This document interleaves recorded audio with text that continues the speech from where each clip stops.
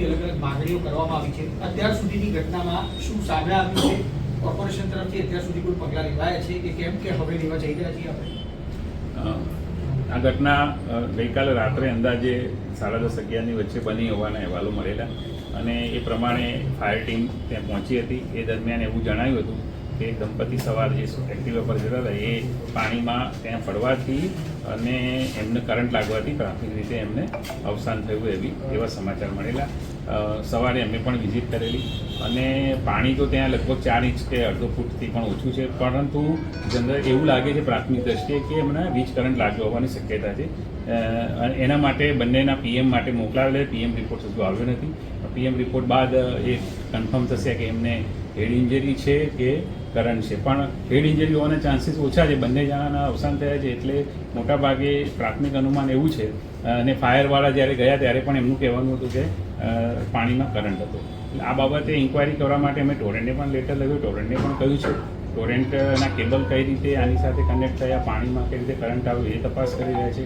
Engineering team પણ એ તપાસ કરી રહી છે. એટલે તપાસ બાદ જે પણ આવશે, અત્યારે પણ જે પરિવાર છે, જે ઘટના છે ખૂબ દુઃખદ છે. અમને પણ એનું ખૂબ દુઃખ છે અને પરિવારજનો મળવા આવ્યા હતા અને એમની બે માંગણી એમણે અમારી સમક્ષ મૂકી છે. એક છે કે જે પણ જવાબદાર હોય એમની સામે કાર્યવાહી થાય. બીજી માંગણી એમની વળતર અંગેની છે. બંને માટે અમે જે પણ નિયમ મુજબ જે કાર્યવાહી કરવાની થતી હશે, તપાસ આધારે જે પણ જવાબદાર થશે એની સામે અમે કડક અને ત્વરિત કાર્યવાહી કરીશું.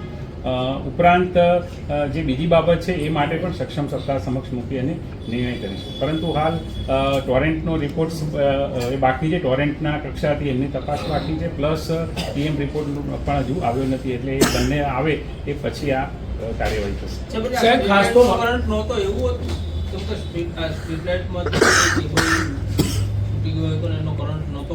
એટલે જે સ્ટ્રીટ લાઇટ ડિપાર્ટમેન્ટમાં અમે જે ઇન્ક્વાયરી કરી એ મુજબ સ્ટ્રીટ લાઇટ હતી નહીં, એટલા માટે કે સ્ટ્રીટ લાઇટનો પાવર નથી. પણ એ પણ છતાંય અમે એમની પાસે ડોક્યુમેન્ટ્સ મંગાવ્યા છે કે ખરેખર ત્યાં સ્ટ્રીટ લાઇટનો પાવર હતો કે કેમ. આ બધી વસ્તુ રેકર્ડ આધારિત ટેકનિકલી જે આવશે એના આધારે નિર્ણય કરીશું.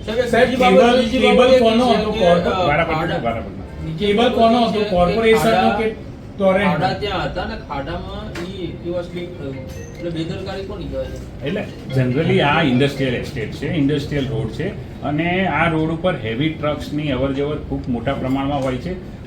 આ રોડ આપણે ઓલરેડી મંજૂર કરાવેલો છે અને ચોમાસા પછી આ બનાવવાનો હતો. જ્યાં સુધી જે હેવી ટ્રક્સની મૂવમેન્ટ છે એટલે વેટ મિક્સ નાખીને એને વારંવાર મોટરેબલ કરાવવામાં આવ્યો, પરંતુ જે ટ્રક્સની અવરજવર થાય એટલે વેટ મિક્સ નાખ્યું હોય એમાં પણ ઉપર નીચે થાય. અને 2 દિવસમાં આપને ખબર છે ખૂબ વરસાદ આવ્યો છે.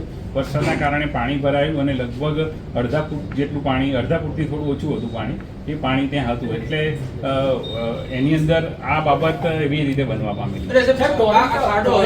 સક્ષમ સત્તા છે, ટોરેન્ટ સક્ષમ સત્તા ને એબીપીએસબી પૂછવાનો પ્રયાસ કર્યો. તેમનું કહેવું છે કે આ જે થાંભલો હતો, જે કરંટ હતો, તો એ સ્ટ્રીટ લાઇટનો જ હતો અને કોર્પોરેશને થોડાક સમય પહેલા સ્ટ્રીટ લાઇટનો થાંભલો ખસેડવા માટે પણ રજૂઆત કરી લીધી. આ બાબત જે આપ કહો છો ને, આ બાબતે આપણે રેકર્ડ આધારિત ડોક્યુમેન્ટ મંગાવ્યા છે. કારણ કે જો સ્ટ્રીટ લાઇટનો પાવર ચાલુ હશે કે પછી ટોરેન્ટનું હતું, એ પેપર ઉપરથી એ તો જ્યાં સપ્લાય હશે એના આધારે એન્જિનિયરિંગમાંથી આપણને જાણવા મળશે. નોંધ થઈ ને, હા, એ સ્ટ્રીટ લાઇટની નોંધ થઈ જાય. ફાયરમાં જ્યારે બી ફાયર વાળા ગયા લગભગ 11:30 વાગે રાત્રે, ત્યારે જ્યારે એમનો હતો કે કરંટ હતો પાણીમાં કરંટ હતો. કરંટ કયા કારણનો હતો એ એમને પ્રાથમિક દ્રષ્ટિએ એવું લાગ્યું હોય, એમને કહ્યું હોય, પણ આ રેકર્ડ આધારિત પુરવાર થવાની બાબત છે. સાહેબ, પ્રાથમિક તબક્કે એ થાંભલાનો જે કેબલ હતો એ કેબલ કોનો, ટોરેન્ટનો હતો કે પછી એ હજુ તપાસમાં નથી બહાર આવ્યું, હજુ આવશે. ઓકે.